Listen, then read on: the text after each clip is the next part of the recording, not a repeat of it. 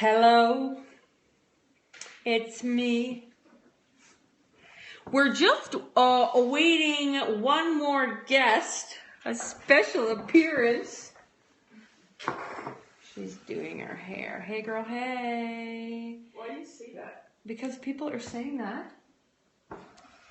We have a judgy guest. It's okay. You must not have a guest at all. Just kidding. And we're live. And everyone can hear you, honey. Love that. Thank you. Hey, from Portland. Hello. Hi from England. Trinidad and Tobago. Wow, you're all over the world tonight. From North Carolina. Very nice. Hey, from Champaign-Urbana, Illinois. I don't even know how to say that. We are dog sitting for one of our teammates. So we have a couple extra guests this evening. Can we do it this way? Yes, that's better. Oh, this is Rocky. And Val's another one. Val may or may not join us later.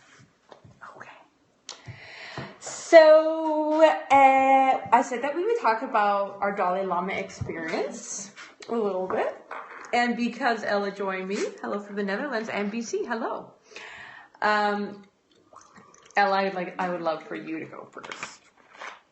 No, it's okay. You were there longer. Okay. Well, you both look beautiful, thank you. I think the coolest thing that he talked about, one of the coolest things that he talked about was, first of all, having supportive people in your life when you're trying to do something. Thank you for being here. He also talked about the oneness in the world. And basically how important that was, and that in general we seem to be kind of this self-centered human race that is overly concerned with ourselves, and if we looked at everyone in the world as our brothers and sisters, that we'd actually treat each other a little bit better. I'm listening. Rocky's GC. Might have to just write a blog about this. So we got a lot of questions. Thank you, everybody, for writing in. Milan was absolutely wonderful. If you have a chance to go, I would highly recommend it. There's a beautiful church, the Duomo, that we got to see. We went shopping. It's a little high-end, so if you're a female soccer player, you might have to wait till you retire and get a real job and then go shopping. I'm not kidding, no, seriously. And AC Milan against Juventus was great. It was, 8,000 people? Ella is actually sleeping right now. She said she would participate, but she's just sleeping. So let's get to the questions so we don't lose her completely. My favorite memory with Ella. Well, let's start with you to get you a little more involved and energetic. For you. Okay, thank you. So what is your favorite memory with Erin? Vice versa. See? This is from Mushy Moo. And I'm told that's not a typo. So, Mushy Moo. This is for you. From Ghana. Hey. Oh, cool. Hi. Ça va? Merci. Favorite memory? Oh, so many hearts. I love you. Did you think about this one before? No, you mean you don't just have answers flooding our wedding, into... That should be my answer. Should? There's no such thing as should. Our wedding was quite splendid. Hard to forget that. Wow. Thank you for that heartfelt answer, Ella. Moving on.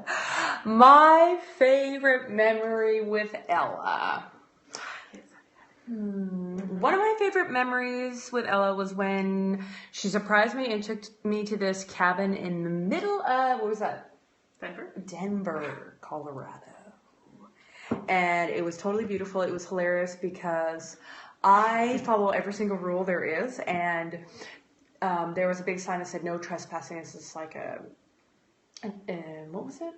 Anyway, basically we weren't allowed to go there, probably because there was like bears and animals that it wasn't safe. So it's in the middle of winter. We went hiking and we crossed all these fences with big signs that said don't go here. And it was good. It was the most stressed out I've ever been. But then we went home to a nice warm cabin with a fire. It was very romantic. So it was setting the mood for the rest of our relationship.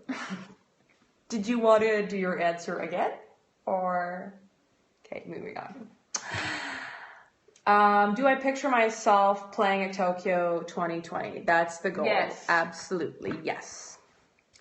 And thank you for asking that. Maybe so I I'll can have say that some on air. by then too. What will you have? She is going to put on a carb belly. She loves carbs, and she's just going to eat as many as she can before 2020. Is that what you meant? Mm-hmm. Okay. Maggie has some questions for us. Wata Shalene est une bonne coéquipe. Ça va. Yes, she's a very good teammate. Okay, so carb bellies for days. I hear you. I love me some pizza. Okay, I'm a freshman in college this year, and I'm on the basketball team for my school. I have a high chance of starting over my older teammates, and recently they have been giving me the cold shoulder in a sense because I've been playing above them. Do you have any advice on how to handle this situation? Do you want to answer?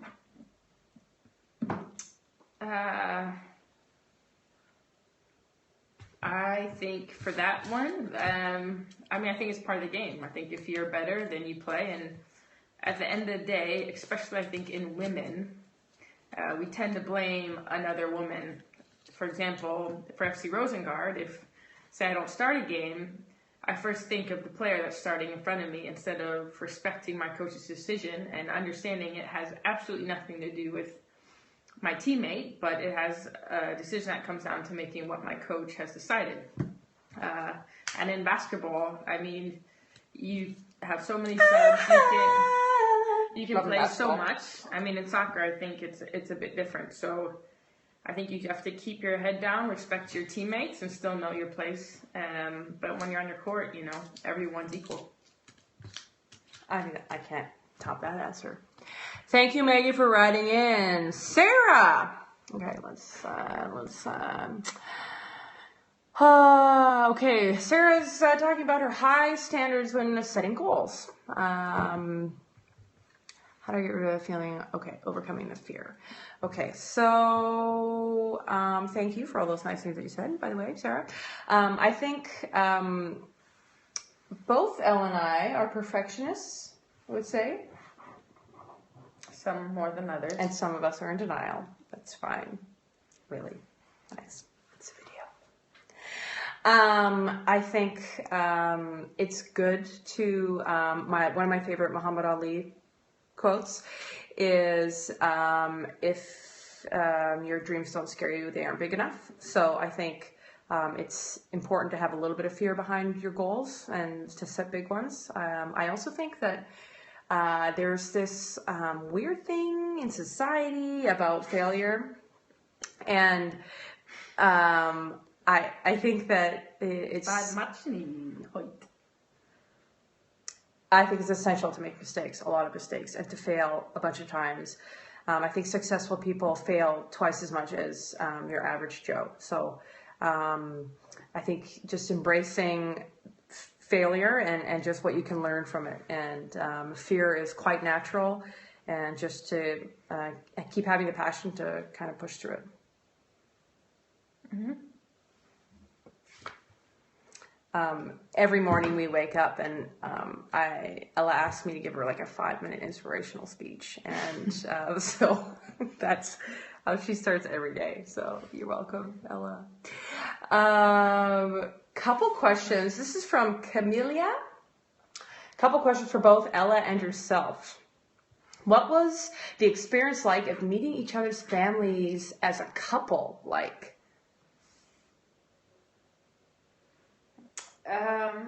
You may go first. I think it was all at different times. So, for example, Erin met my brother first, I believe. And that was an interesting story, maybe for a different time.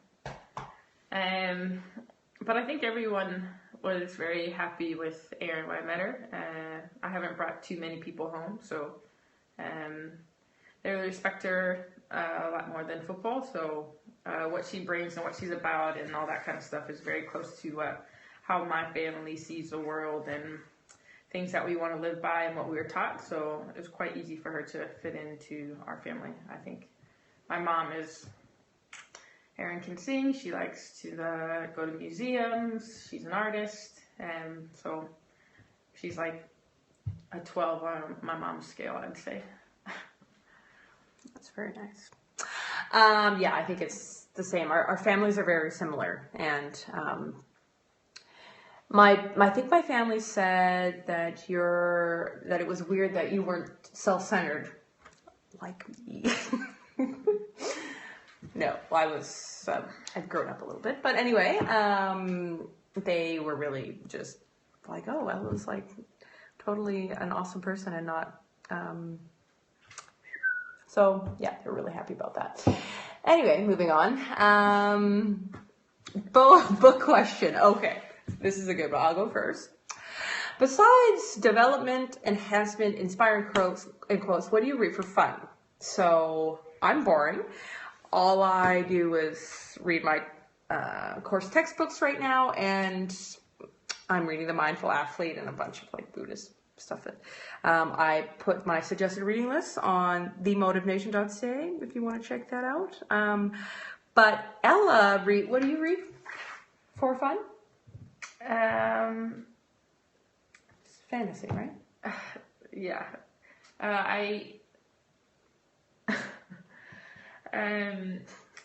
That's the case, yes.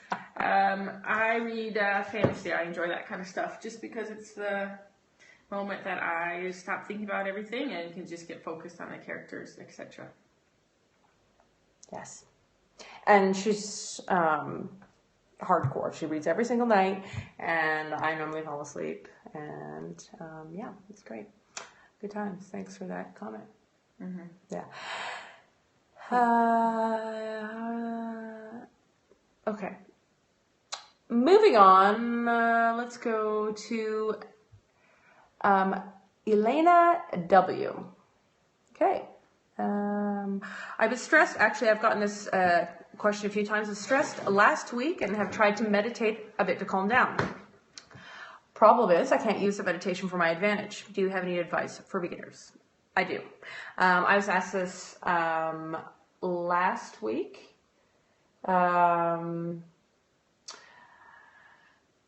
Basically, what I suggest for beginners is people are like, what do you think about? Just nothing. And Ella, why don't actually you just talk about your tip that you used today?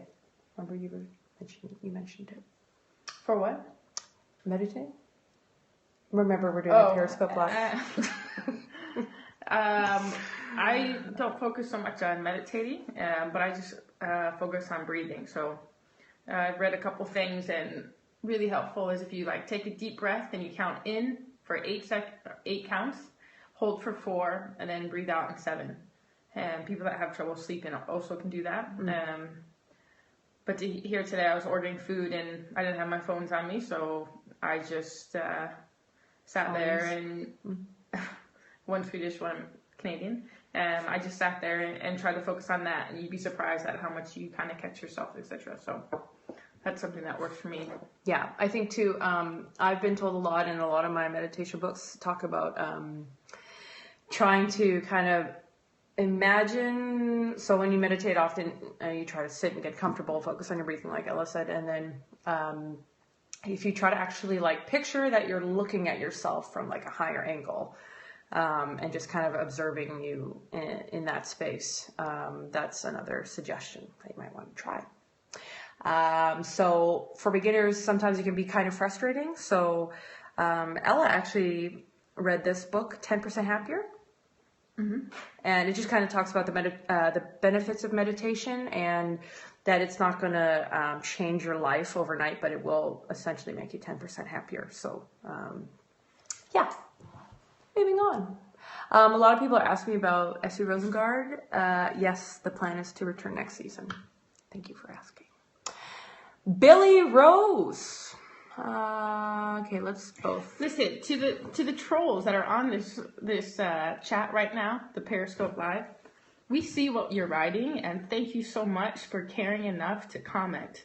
If you don't like what we're doing, we're married, we're together, we love each other, we're happy, we know who we are, we're out there, we're not hiding behind a fake name, then you can leave the chat. You can unfollow us. You can go live your life. We wish you the best. But for right now, we're going to continue doing what we're doing. So if you want to stay and watch us and let us talk with our fans and all that stuff, then stay. If you don't, have a good life, get off, say your real name if you want to, and walk away. And thank you for your time. This is our life. You've come into our life to see what we're about. The rest, goodbye, take a walk, come back a later time. Thank you. Get off the chat. We're going to continue doing what we're doing. Sorry, next question. I wish I was wearing my haters gonna hate t-shirt.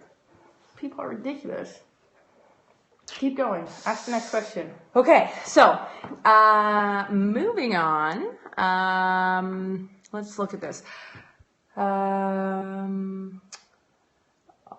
move. Well, that's a good one about Max. Yeah, what does it say? What do you do with Max when you need to travel, especially when you both travel together? And we did put him in a doggy daycare, but then we had a girl on our team, Lena, take him for this last weekend. And luckily for us, there's always people in the soccer world that if you have a nice dog, they love dogs and they'll take care of them. So we've got lucky in that. In Houston, Stephanie Oakes was Max's favorite person. Anti-Steph. Anti-Steph. Yeah. This is a good question. This is about, I guess, just body image, and someone just commented on how they related to my story and how I used to have eating issues, and just how I find the balance, and how sometimes I go in the, if you go too far, or how do you make sure you stay kind of on track. And I think a lot of eating disorders, it's kind of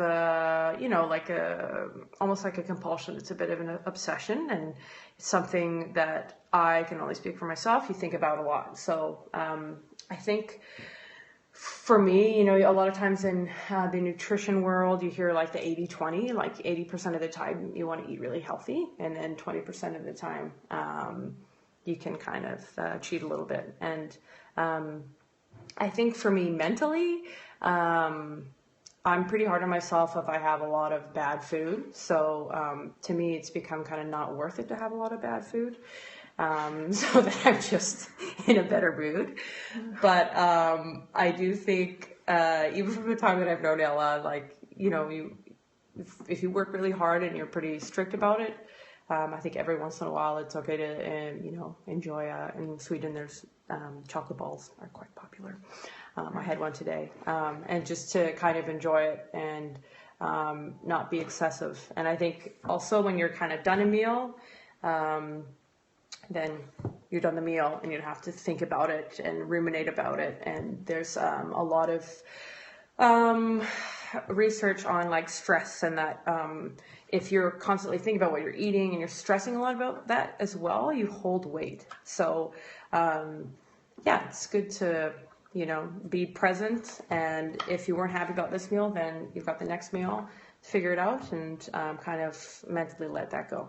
I also think if it's a diet, like somebody asked about the paleo diet, I think for me personally, a diet is something to jumpstart something, because a diet is a hard way to always live your life. So I think you should find whatever formula or way that works for you. Like for me, I have a cheat day on Wednesday. I get a cheat if I want. On Saturday, I also get like I'm not talking about maybe a meal, but I'm talking about like I get a chocolate ball, or I get, I don't know, some black licorice. And then on Sunday, I always get a donut, or here it's hard to find donuts in Malmö, so ship us some donuts. for my dad. And that works for me.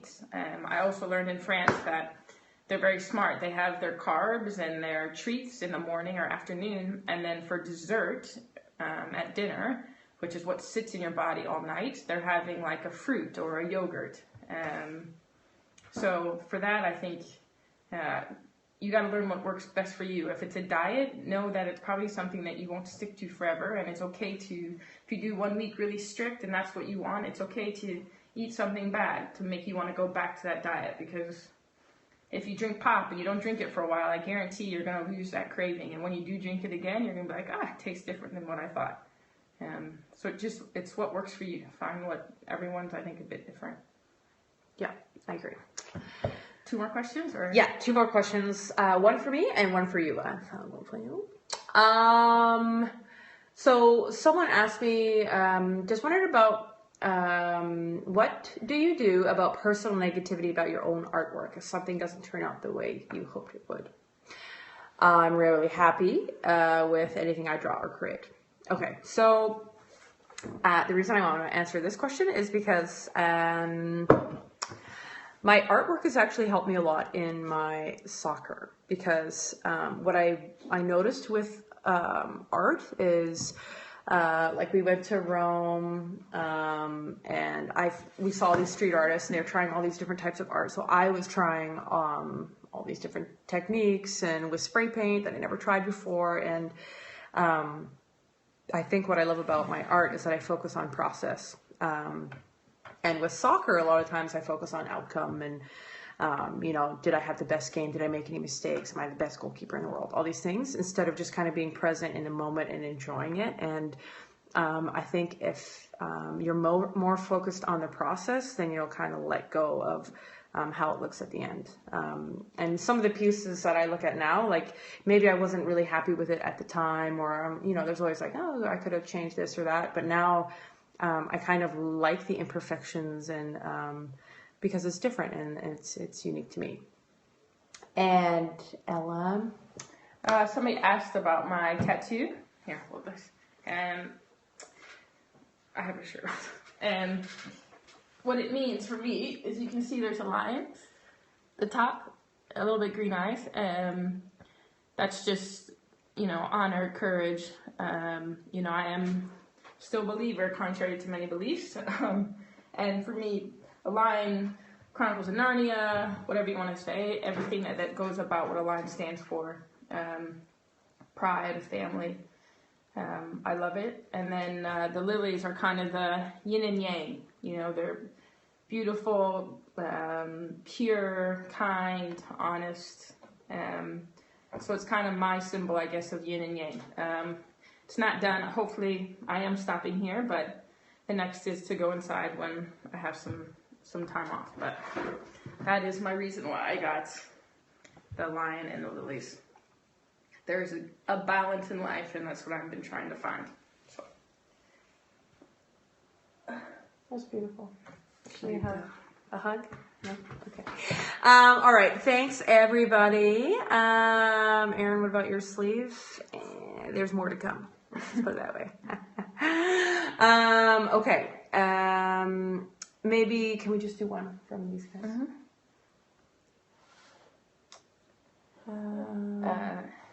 Okay. Live questions. So if you have any questions, hurry. Send it right now, and we're going to answer it.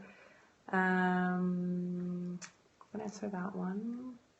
How do you come out to parents you're not close to? Ooh. Which one? Just say it. Okay. Any advice for someone who has recently injured and how to get back? Well. Thank you for your time. I'll be going in the next Yeah. How long do you guys have? No, I'll keep this short. I think what I'm learning as I get older, which I would have listened to a long time ago, is just my body. And I think your body has a way of telling you when you've overtrained, and a lot of this can be like if you're having problems sleeping, or your appetite's a little bit off. There's a lot of signs.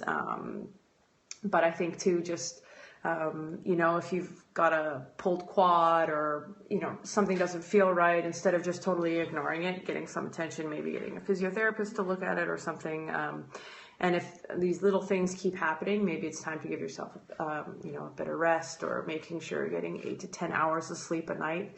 That's actually the best recovery over nutrition and anything else, and stretching and all that stuff. So I think when it comes to injuries, instead of thinking like, oh, it's the end of the world, think, okay, this is an opportunity for my body to regenerate and feel better. And then you can work on getting stronger and come back as a better athlete. And also mentally coming back knowing that you trusted yourself. And I think it's also important to have a good support system. Yeah, this one helps a little bit. So I think if you can have that and someone that really believes in your dreams and what you're about and supports you in that way, then I think it's important. Yeah, and if you can see kind of big, I think when we get hurt or bad things happen, we like focus in on little things. What? You said it. She's smiling at that because I don't do that very well. Okay, thank you, everybody. Sing something to end the chat. If I could buy a highway, I would run for the hills. I don't know the lyrics. Giving you a million reasons. Giving me a million reasons. Giving me a million reasons. Do you know that? It's Lady Gaga. It's so good. It's new. It's in the karaoke with, what's his name? Corbin. James. Yes. Yes, he's wonderful.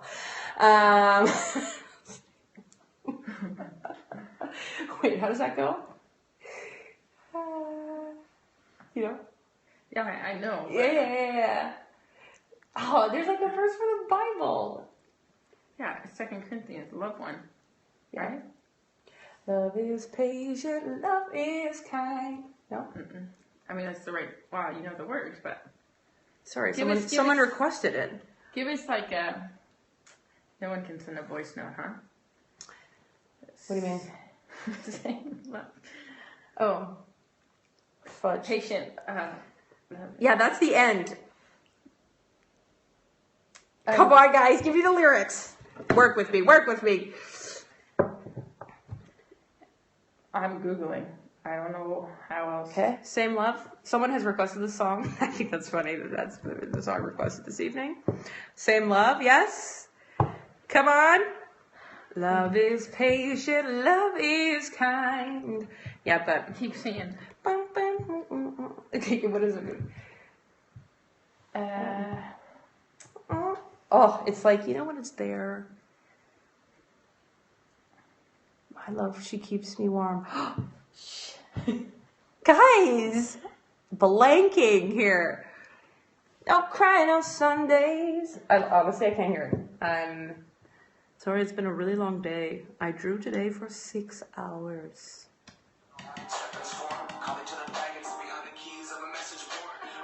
Oh, that's funny. Behind the message board. Did you guys hear that? It's ironic. Oh. We're just here for love and peace, everybody. Love and peace. Look at that finger. Oh, God. I can't change. What? Are you getting it now? I can't mute that. We're going to sing it together for you guys. Come on.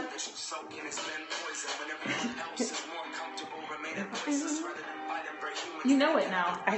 Come on, you know it now. I'm not going to do it. This is literally the gayest thing I've ever done.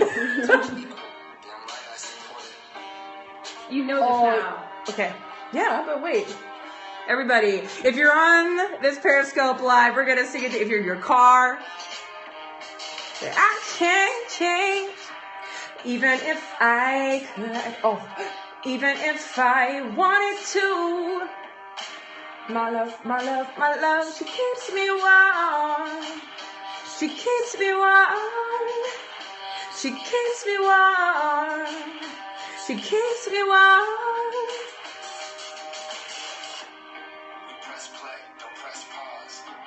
That's a really good music video. You should watch that. People are singing in the rain. I'm singing in the rain.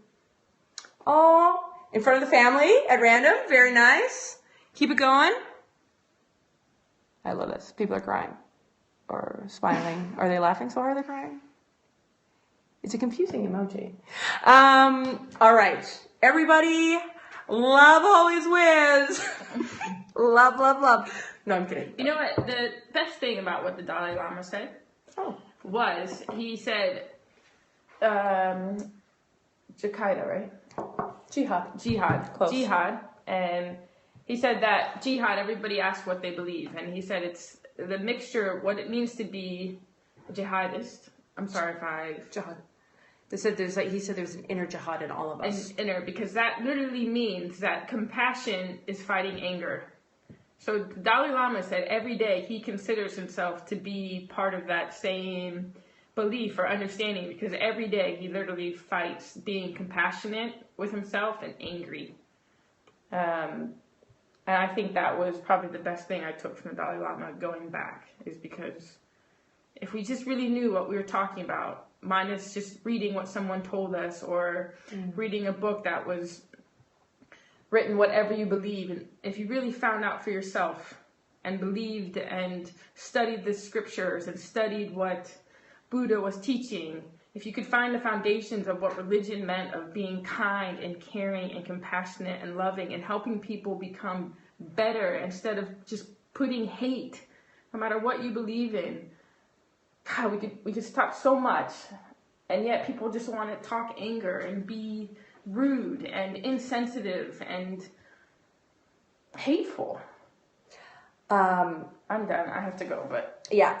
And last thing, he also said, which I thought was really cool, is he said there's no such thing as a Buddhist terrorist or a Muslim terrorist. The second you become a terrorist, you're no longer a Muslim or you're no longer a Buddhist. So we're going to end on that. So yeah, like he said, the oneness of the world, like if we all just treat each other like brothers and sisters, how much better would that be? I can't change, even if I tried.